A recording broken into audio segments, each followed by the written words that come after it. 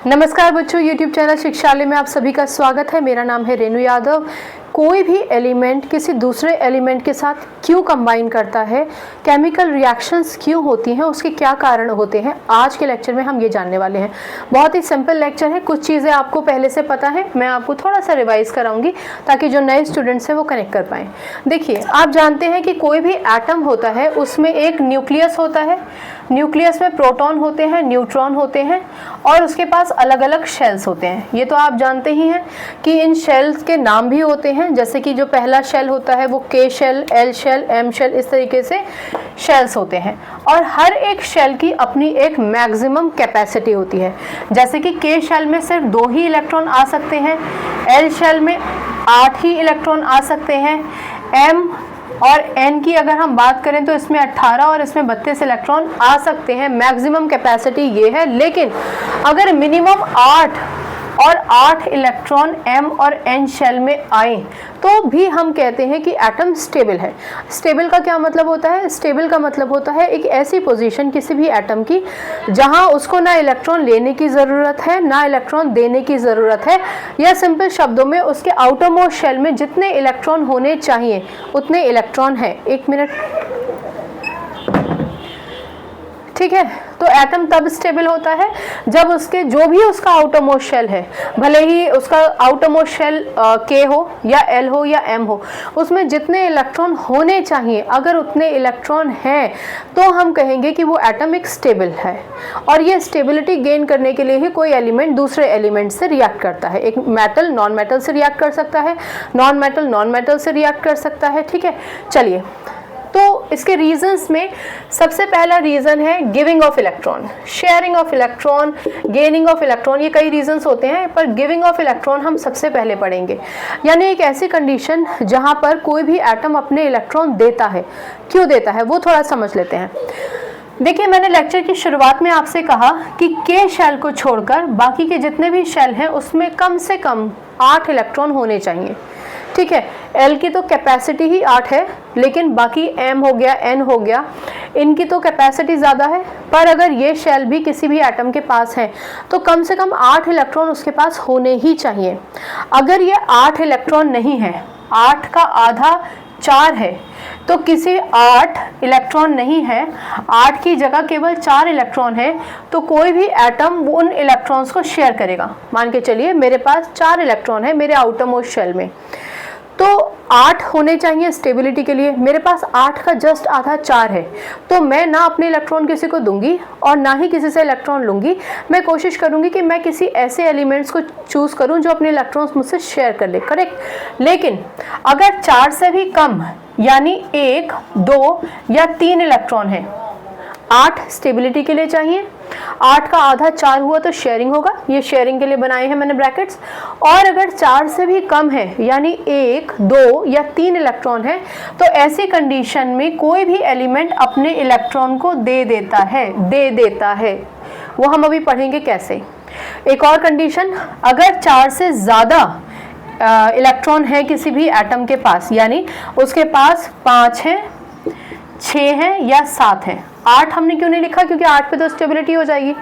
तो अगर 4 से ज़्यादा इलेक्ट्रॉन है, 5 है, 6 है या 7 है, तो ऐसी कंडीशन में एलिमेंट इलेक्ट्रॉन ले लेता है, यानी कि गेन करता है, ठीक है ना। ले लेता है, गेन करता है, यहाँ दे देता है और ये हो जाता है आपकी शेयरिंग वाली कंडीशन। आई होप ये आपको समझ में आ गया होगा। चलिए, अब हम एग्जाम्पल से समझते हैं गिविंग ऑफ इलेक्ट्रॉन। एक एलिमेंट है हमारे पास सोडियम। सोडियम, इसका एटॉमिक सिंबल होता है Na। एटॉमिक सिंबल्स में यूजुअली हमारा जो पहला अल्फ़ाबेट होता है वो कैपिटल होता है और दूसरा छोटा होता है। इसका एटॉमिक नंबर है 11। एटॉमिक नंबर 11 होने का मतलब ये हुआ कि इसके पास नंबर ऑफ प्रोटॉन 11 हैं और किसी भी एटम में जितने नंबर ऑफ प्रोटॉन होते हैं उतने ही नंबर ऑफ इलेक्ट्रॉन भी होते हैं ओरिजिनली। यानी जब तक कोई भी एलिमेंट अपने इलेक्ट्रॉन का लेन देन या शेयरिंग ना करे, तब तक जितने नंबर ऑफ प्रोटॉन है मूलतः उतने ही नंबर ऑफ इलेक्ट्रॉन रहते हैं। फ़र्क सिर्फ इतना होता है कि प्रोटॉन न्यूक्लियस के अंदर होते हैं और इलेक्ट्रॉन्स इन शेल्स में डिवाइडेड होते हैं। इन शेल्स में इलेक्ट्रॉन के डिवीजन को हम इलेक्ट्रॉनिक कॉन्फ़िगरेशन कहते हैं, ठीक है। इलेक्ट्रॉनिक कॉन्फ़िगरेशन कॉन्फ़िगरेशन का मतलब हो गया हमें किस शेल में कितने इलेक्ट्रॉन बांटने हैं, इलेक्ट्रॉनिक इलेक्ट्रॉन के लिए यूज़ किया है। चलिए के एल एम 3 शेल्स बना ली हमने। पहले शेल में एज पर रूल 2 ही इलेक्ट्रॉन होने चाहिए, दे दिए, यानी के शेल में 2 इलेक्ट्रॉन। एल शेल में 8 इलेक्ट्रॉन होने चाहिए, दे दिए, यानी एल शेल में हमारे पास टोटल हो गए 8 इलेक्ट्रॉन। ठीक है, अब एम शेल में मैक्सिमम कैपेसिटी जिसकी 18 है उसके पास कम से कम 8 इलेक्ट्रॉन तो होने चाहिए, पर हैं कितने भाई, 2 और 8 10 तो यही हो गए। एटॉमिक नंबर था 11, यानी एक ही तो बचा, तो वो एम शेल में हमने 1 इलेक्ट्रॉन दे दिया। यानी एम शेल जिसकी मैक्सिमम कैपेसिटी 18 थी, जिसके पास कम से कम 8 इलेक्ट्रॉन होने चाहिए थे, अब उसके पास सोडियम के केस में सिर्फ 1 इलेक्ट्रॉन बचा है। 1 इलेक्ट्रॉन कौन सी कैटेगरी में आ गया, 4 से कम है। 4 से कम है यानी ये अपना 1 इलेक्ट्रॉन दे देगा। क्यों दे देगा, क्योंकि भैया स्टेबिलिटी के लिए जो आउटर मोस्ट शेल है अगर वो के अलावा है कोई तो उसके पास कम से कम 8 इलेक्ट्रॉन होने चाहिए। किसी भी सिचुएशन में सोडियम 8 इलेक्ट्रॉन पूरे नहीं कर सकता है, तो ये अपना 1 इलेक्ट्रॉन दे देगा। ठीक है ना, यानी सोडियम अपना 1 इलेक्ट्रॉन दे देगा। यहाँ जो ई नेगेटिव लिखा है ना, ई नेगेटिव, इस ई का मतलब है इलेक्ट्रॉन, और ये जो नेगेटिव साइन है, माइनस का साइन लगा हुआ है, इसका मतलब है इलेक्ट्रॉन पर नेगेटिव चार्ज होता है। एक और चीज़ समझ लीजिए, ज़रूरी नहीं है आप हमेशा यहाँ 1 लिखें। अगर आप सिर्फ ई नेगेटिव लिखेंगे तभी भी काम चल जाएगा, केवल ई लिखेंगे तभी भी अज्यूम होगा कि 1 है, राइट। चलिए, क्योंकि सोडियम ने अपना 1 इलेक्ट्रॉन दे दिया, किसको दिया अभी वो डिस्कस करना इंपॉर्टेंट नहीं है, दे दिया स्टेबिलिटी गेन करने के लिए, इसलिए सोडियम पर आ जाएगा 1 चार्ज। यहाँ ध्यान रखिए कि ये सोडियम एटम है, ठीक है ना, और ये है आपका सोडियम आयन। सोडियम आयन जब किसी एलिमेंट पर चार्ज आ जाता है पॉजिटिव या नेगेटिव तो हम उसे जनरली आयन कहते हैं, पर्टिकुलरली हम इसको कैटायन कहते हैं। यानी वो एलिमेंट जो अपना 1 इलेक्ट्रॉन किसी को दे देता है वो कैटायन कहलाया जाता है। याद कैसे रखेंगे कि कैटायन है, एक लाइन खींचिए, उसको काट दीजिए, जो कट गया वो कैटायन है और जो कट गया वो प्लस बन जाता है, और प्लस हमेशा देने वाला होता है। मान के चलिए कि हम और आप स्कूल में साथ में पढ़ रहे हैं और मैं पेन लेकर नहीं आई हूँ, आपने मुझे अपना पेन दे दिया कि रख लो रेनू तुम इसको, तो आप देने वाले हो गए ना, क्योंकि आपने मुझे 1 पेन दिया तो आप हो गए 1 पॉजिटिव, और क्योंकि मैंने आपका 1 यूनिट कोई भी सामान लिया तो मैं हो गई 1 नेगेटिव, तो आप हो गए कैटायन। बहुत सिंपल है दोस्तों में, आप इस तरीके से बात करेंगे तो आप कॉन्सेप्ट्स को याद रख पाएंगे। एनीवे, तो अल्टीमेटली यहाँ पर गिविंग ऑफ इलेक्ट्रॉन, सोडियम ने अपना 1 इलेक्ट्रॉन दिया, इसलिए वो एक स्टेबल पोजीशन में आ पाया। यानी अब इसका जो एम शेल है आप इसको हटा दो, यहाँ से ये एम शेल को आप हटा दीजिए, क्योंकि इलेक्ट्रॉन नहीं बचा तो अब उसका कोई सेंस नहीं। तो हो गए ना टोटल आपके पास एल शेल में 8 इलेक्ट्रॉन होने चाहिए थे, हो गए 8 इलेक्ट्रॉन। अब ये जो सोडियम था वो एक चार्ज गेन करने के बाद यानी आयन में कन्वर्ट करने के बाद अब अपनी स्टेबिलिटी गेन कर चुका है। सिमिलरली मैग्नीशियम जिसका एटॉमिक नंबर 12 होता है, सिमिलरली एल्यूमिनियम जिसका एटॉमिक नंबर 13 होता है, ये अपने इलेक्ट्रॉन्स को लूज करके स्टेबिलिटी गेन करते हैं। मैग्नीशियम 2 इलेक्ट्रॉन देता है और Mg2 पॉजिटिव बन जाता है, एल्यूमिनियम 3 इलेक्ट्रॉन देता है और Al3 पॉजिटिव बन जाता है। ठीक है ना, हमने यहाँ डिस्कस किया 1 पॉजिटिव, 2 और 3 पॉजिटिव, क्योंकि अगर किसी भी एटम को स्टेबिलिटी गेन करनी है और उसके पास 8, तो छोड़िए 8 का आधा 4 भी इलेक्ट्रॉन नहीं है, 1, 2 या 3 है तो वो इलेक्ट्रॉन दे देता है। ठीक है, यानी इन सब को, इन देने वालों को जनरली हम आयन कहेंगे और पर्टिकुलरली हम कैटायन कहेंगे, राइट। किसको दे रहा है इलेक्ट्रॉन वो अभी हम डिस्कस इस लेक्चर में नहीं कर रहे हैं, अभी हम सिर्फ ये जानते हैं कि केमिकल रिएक्शंस होते क्यों हैं, केमिकल कॉम्बिनेशंस होते क्यों हैं। ठीक, तो पहला रीज़न हो गया कि एलिमेंट अपने इलेक्ट्रॉन देता है। कब देता है? जब उसके आउटर मोस्ट शेल में 1, 2 या 3 इलेक्ट्रॉन हो। इनके कॉन्फ़िगरेशंस आप लिख कर देख लीजिएगा खुद से, अगर कोई डाउट होगा तो मुझसे पूछ लीजिएगा। इसको हटा दें अब हम, ये हमारा पहला केस था। अब हम आ जाते हैं अपने दूसरे केस की तरफ। ठीक, जो बेसिक नियम है वो सब सेम रहेंगे। अब है दूसरा, gaining of electron. Gaining of electron का मतलब गेनिंग ऑफ इलेक्ट्रॉन या मैनी इलेक्ट्रॉन्स। जैसे इससे पहले भी हमने डिस्कस किया तो एक ही इलेक्ट्रॉन नहीं गया था, मैग्नीशियम ने तो 2 इलेक्ट्रॉन दिए, एल्यूमिनियम ने 3 इलेक्ट्रॉन दिए। ऐसे ही यहाँ गेनिंग ऑफ इलेक्ट्रॉन या इलेक्ट्रॉन्स। चलिए एक कंडीशन समझते हैं गेनिंग ऑफ इलेक्ट्रॉन की, बहुत ही सिंपल है हमारा क्लोरीन। क्लोरीन का एटॉमिक नंबर, क्लोरीन का सिंबल Cl, एटॉमिक नंबर 17। तो सबसे पहले कॉन्फ़िगरेशन लिख लीजिए। कॉन्फ़िगरेशन हो गया KLM 287, ठीक है ना। अगर एटॉमिक नंबर ज़्यादा होगा तो आपको M के बाद N भी लिखना पड़ सकता है, पर अभी हम जो एटॉमिक नंबर ले रहे हैं उसमें M शेल तक ही पहुंच रहे हैं। यानी हमारा न्यूक्लियस है, न्यूक्लियस में प्रोटॉन है जिसके पास 17 इलेक्ट्रॉन है, सॉरी न्यूक्लियस है, न्यूक्लियस में 17 प्रोटॉन है, न्यूट्रॉन का हम अभी जिक्र नहीं कर रहे हैं। पहले शेल में 2 इलेक्ट्रॉन है, होने भी 2 ही चाहिए। दूसरे शेल में 8 इलेक्ट्रॉन है, होने भी 8 ही चाहिए। ये देखिए ऊपर 8 लिखा है। लेकिन जो तीसरा शेल है उसमें है 7 और होने कितने चाहिए? कम से कम 8। मैक्सिमम कैपेसिटी की ना बात करें तो 8 तो चाहिए, पर इसके पास कितने हैं? 7। 4 5 6 7, यानी ये है only 1 electron short of stability. Stability gain कर लेता, लेकिन इसके पास 1 इलेक्ट्रॉन की शॉर्टेज हो गई है। और ये किस कैटेगरी में आता है? स्टेबिलिटी के लिए 8 चाहिए, आधे 4 होते तो शेयर कर लेता, लेकिन 4 से ज़्यादा है, 5 6 या 7 इस कैटेगरी में आ रहा है ना, 4 से ज़्यादा है तो ये इलेक्ट्रॉन ले लेगा। किससे लेगा अभी वो इम्पोर्टेंट नहीं है, पर लेगा। अब किसी से तो लेगा ना, जिसके पास ज़्यादा होंगे उसी से लेगा डेफिनेटली।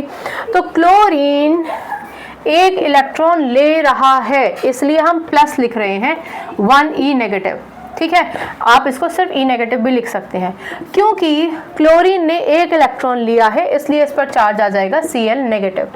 यहाँ एक छोटा सा पॉज लीजिए और याद रखिए कुछ किताबों में आपको Cl1 नेगेटिव भी लिखा दिखाई देगा, पर जैसा कि मैंने आपसे कहा कि अगर कोई भी न्यूमरल नहीं लिखा है, कोई भी नंबर नहीं लिखा, तो हम अज्यूम करते हैं कि 1 ही है। यानी हम अज्यूम करेंगे कि यहाँ 1 ही है, क्योंकि क्लोरीन ने 1 इलेक्ट्रॉन ले लिया। अब लेगा तो डेफिनेटली आउटरमोस्ट शेल में ही लेगा ना, क्योंकि वही खाली है। तो यानी उस 1 इलेक्ट्रॉन को लेने के बाद अब क्लोरीन हो गया आपका स्टेबल, ठीक है ना। स्टेबिलिटी गेन हो गई। स्टेबिलिटी के लिए कम से कम 8 इलेक्ट्रॉन चाहिए थे, 7 इसके पास थे ही, 1 इसने किसी से ले लिया तो इसके पास स्टेबिलिटी आ गई। एक चीज़ यहाँ समझिए, ये तो क्लोरीन एटम था जहाँ पर इसके पास मूलतः अपने 17 इलेक्ट्रॉन थे, लेकिन ये हो गया है आपका क्लोरीन आयन। क्लोरीन आयन, मैंने अभी आपको बताया कि किसी भी एलिमेंट पर पॉजिटिव या नेगेटिव साइन हो, यानी चार्ज हो, तो हम उसको जनरली आयन कहते हैं। पर्टिकुलरली जिस पर नेगेटिव चार्ज होता है उसको हम कहते हैं एनायन, ठीक है ना। जिस पे नेगेटिव चार्ज हो उसको हम एनायन कहते हैं। एक और चीज़ यहाँ समझिए कि ये जितने भी एलिमेंट्स हैं, एक और चीज़ यहाँ समझिए, ये जितने भी एलिमेंट्स हैं वो इलेक्ट्रॉन ले या इलेक्ट्रॉन दें, स्टेबिलिटी के लिए करते हैं ना। इसी स्टेबिलिटी को हम इनर्ट गैस कॉन्फ़िगरेशन भी कहते हैं, या inert gas stability, inert gas stability या इनर्ट गैस कॉन्फ़िगरेशन, ठीक है ना। Inert gas, helium, neon, argon, krypton, इन सब के जो एटॉमिक स्ट्रक्चर्स होते हैं फुलफिल्ड होते हैं, इनके शेल्स पूरे होते हैं, तो उनके जैसा बनने की कोशिश करते हैं वो सारे एलिमेंट्स, इसलिए हम इसको इनर्ट गैस स्टेबिलिटी या इनर्ट गैस कॉन्फ़िगरेशन भी कहते हैं।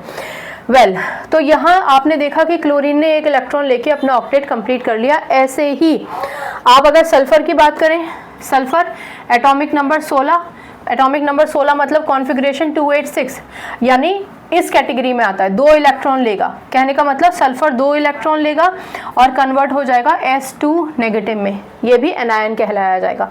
सिमिलरली फॉस्फोरस एटॉमिक नंबर 15, ठीक है, ये भी अब 15 का मतलब कॉन्फ़िगरेशन 2 8 और 5, यानी आउटरमोस्ट शेल में 5 इलेक्ट्रॉन हैं, होने कितने चाहिए? 8। 3 इलेक्ट्रॉन ले लेगा, क्योंकि ये 3 इलेक्ट्रॉन लेगा तो ये हो जाएगा आपका P3 नेगेटिव। इनके कॉन्फ़िगरेशंस लिखकर आप देखेंगे तो आपको याद रहेगा, ठीक है। जितने भी एलिमेंट्स इलेक्ट्रॉन या इलेक्ट्रॉन्स लेकर खुद को स्टेबल करते हैं वो सारे के सारे एनायंस कहलाए जाते हैं, ठीक है। चलिए, अगर आपको ये समझ में आ गया तो आपको सेकंड रीज़न समझ में आ गया, जिसको हम कहते हैं गेनिंग ऑफ इलेक्ट्रॉन। अब हमारे पास एक लास्ट रीज़न है जिसे हम कहेंगे शेयरिंग ऑफ इलेक्ट्रॉन, इलेक्ट्रॉन्स को शेयर कर लिया। चलिए यहां लिख लेते हैं,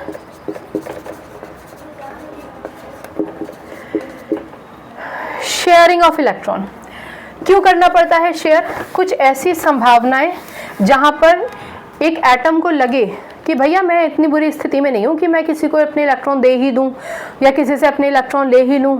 स्टेबिलिटी के लिए चाहिए 8 इलेक्ट्रॉन और मेरे पास तो 4 इलेक्ट्रॉन हैं। So know taking know giving, only sharing. ऐसे इलेक्ट्रॉन्स जो होते हैं, ऐसे एलिमेंट्स जो होते हैं, वो किसी दूसरे एलिमेंट के साथ इलेक्ट्रॉन शेयर करते हैं, अपने जैसे दूसरे एलिमेंट के साथ या किसी और एलिमेंट के साथ इलेक्ट्रॉन वो शेयर कर सकते हैं। ठीक है ना। चलिए एक एग्जाम्पल लेते हैं कार्बन का। Carbon atomic number 6, atomic number 6 configuration 2 and 4, यानी जो पहला शेल है के शेल, उसमें 2 इलेक्ट्रॉन होने चाहिए थे, 2 ही हैं। और जो एल शेल है उसमें होने चाहिए थे 8 इलेक्ट्रॉन, लेकिन है इसके पास 4 इलेक्ट्रॉन। तो ये क्या करेगा? ये अपने इलेक्ट्रॉन्स को शेयर करेगा। जब कार्बन अपने इलेक्ट्रॉन्स को शेयर करेगा तो ज़रूरी नहीं है कि उसको अपने जैसा ही एक और कार्बन मिल जाए उसी से शेयर करे। ऐसा भी हो सकता है। मैं दो कंडीशंस आपको बताती हूँ, दोनों कंडीशंस आप ध्यान से सुनिए। देखिए, कार्बन के आउटरमोस्ट शेल में 4 इलेक्ट्रॉन है, यानी इसके पास एक तो के शेल है और एक एल शेल है। एम शेल तो है ही नहीं, इसको हटा दें हम। और जो एल शेल है उसमें भी इसके पास सिर्फ 4 ही इलेक्ट्रॉन है, 1 2 3 4। ठीक, होने कितने चाहिए? 8। तो मान के चलिए कि ये कार्बन का एक रिप्रेजेंटेशन है, 1 2 3 4। मान के चलो कि ये कार्बन है, मान के क्या चलो ये कार्बन ही है और इसके आउटरमोस्ट शेल में ये 4 इलेक्ट्रॉन है, मैंने बना दिए। अब इसके जैसे और जितने भी कार्बन है सबकी सेम कहानी है। यहाँ एक छोटा सा पॉज लीजिए। याद रखिए कि कार्बन आप किसी भी फॉर्म में देखें, कार्बन डाइऑक्साइड में से कार्बन निकाल लीजिए या फिर कोयले में से कार्बन निकाल लीजिए, जिस भी रूप में आप कार्बन निकालना चाहते हैं, हर उस कार्बन का एटॉमिक स्ट्रक्चर सेम रहेगा। सबके पास 6 ही इलेक्ट्रॉन होंगे, यानी सबके आउटरमोस्ट शेल में 4 ही होंगे इलेक्ट्रॉन। तो मान के चलो ये कार्बन एक और कार्बन के कांटेक्ट में आया, उसके पास भी आउटरमोस्ट शेल में 4 ही इलेक्ट्रॉन है। ये कार्बन किसी और कार्बन के कांटेक्ट में आया, उसके पास भी 4 ही इलेक्ट्रॉन है। यहाँ से एक और कार्बन आया, उसके पास भी 4 इलेक्ट्रॉन है। मतलब आप ये मान के चलिए कि जितने भी ब्रह्मांड में कार्बन है सबके पास आउटरमोस्ट शेल में 4 इलेक्ट्रॉन है। तो ये क्या करेगा? इधर से एक इलेक्ट्रॉन शेयर किया, इधर से एक इलेक्ट्रॉन शेयर किया, इधर से एक इलेक्ट्रॉन शेयर किया, इधर से एक इलेक्ट्रॉन शेयर किया। अगर हम बाकी कार्बन्स को भूल जाएं, सिर्फ इस कार्बन को याद रखें, तो इसके पास आउटरमोस्ट शेल में 4 इलेक्ट्रॉन थे। इसने इस 4 इलेक्ट्रॉन में से एक इलेक्ट्रॉन इस कार्बन के साथ शेयर किया, एक इसके साथ। शेयर करने का क्या मतलब है? ये कार्बन भी अपना एक इलेक्ट्रॉन लेकर आया है, तो कार्बन ने कहा कि भैया मेरे पास 4 इलेक्ट्रॉन है, तुम चारों कार्बन सुन लो, मेरे पास 4 इलेक्ट्रॉन है, तुम्हारे पास भी 4 इलेक्ट्रॉन है। एक काम करो, मेरा ये इलेक्ट्रॉन लो और अपना इलेक्ट्रॉन दो, इसको बीच में रखेंगे, शेयर करेंगे। ठीक, अपना एक इलेक्ट्रॉन ये रहा मेरा, तुम अपना वाला दो, चलो शेयर करेंगे। ये मेरा है, ये तुम्हारा है, चलो शेयर करेंगे। ये मेरा है, ये तुम्हारा है, चलो शेयर करेंगे। तो अब अगर हम ये देखें कि कितने इलेक्ट्रॉन शेयर हुए, तो इस कार्बन के पास 1 2 3 4 तो अपने थे, एक इसने इसका ले लिया, शेयर कर लिया, 5 6 7 8 हो गए ना 8 इलेक्ट्रॉन।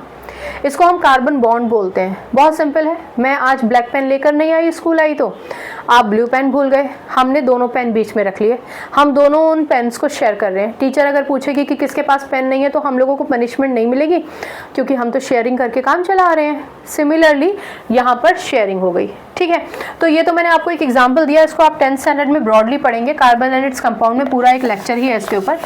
इसके अलावा एक और केस समझाती हूँ। कार्बन एटॉमिक नंबर वही 6, कॉन्फ़िगरेशन 2 and 4, आउटरमोस्ट शेल में 4 इलेक्ट्रॉन थे।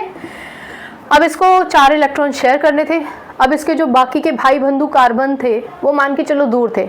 इमीडिएटली सबसे पहले पास में कौन था? हाइड्रोजन था। हाइड्रोजन के पास होता ही एक इलेक्ट्रॉन है, हाइड्रोजन चारों दिशाओं से आया। ठीक है, हाइड्रोजन के पास होता ही एक इलेक्ट्रॉन है। हाइड्रोजन का एटॉमिक नंबर 1 है, यानी उसके पास टोटल नंबर ऑफ प्रोटॉन 1 है और उसके पास पहली शेल में सिर्फ एक ही इलेक्ट्रॉन है। होने कितने चाहिए? 2। हैं कितने? 1।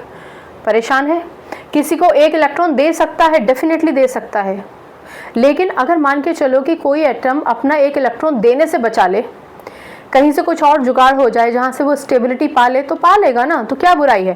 तो ये कार्बन भैया अपने 4 इलेक्ट्रॉन्स को लिए बैठे थे, चारों दिशाओं से हाइड्रोजन आए, हाइड्रोजन के पास भी एक एक इलेक्ट्रॉन थे, इनको भी इलेक्ट्रॉन की शॉर्टेज थी। यहाँ एक छोटा सा पॉज लीजिए।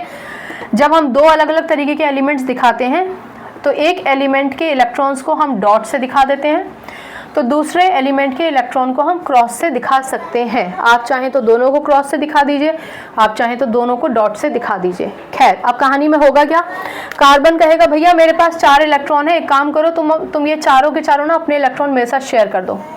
ठीक है, कर लो शेयर, ये लो हो गया शेयर। यानी कार्बन के पास 1 2 3 4 5 6 7 8 इलेक्ट्रॉन हो गए। कार्बन के पास होने चाहिए थे आउटरमोस्ट शेल में 8 इलेक्ट्रॉन, और हो भी गए उसके पास 8 इलेक्ट्रॉन। क्लियर। लेकिन यहाँ कार्बन ने कार्बन से शेयरिंग नहीं की है, किसी और एलिमेंट से शेयरिंग की है। वेल, कार्बन तो स्टेबल हो गया।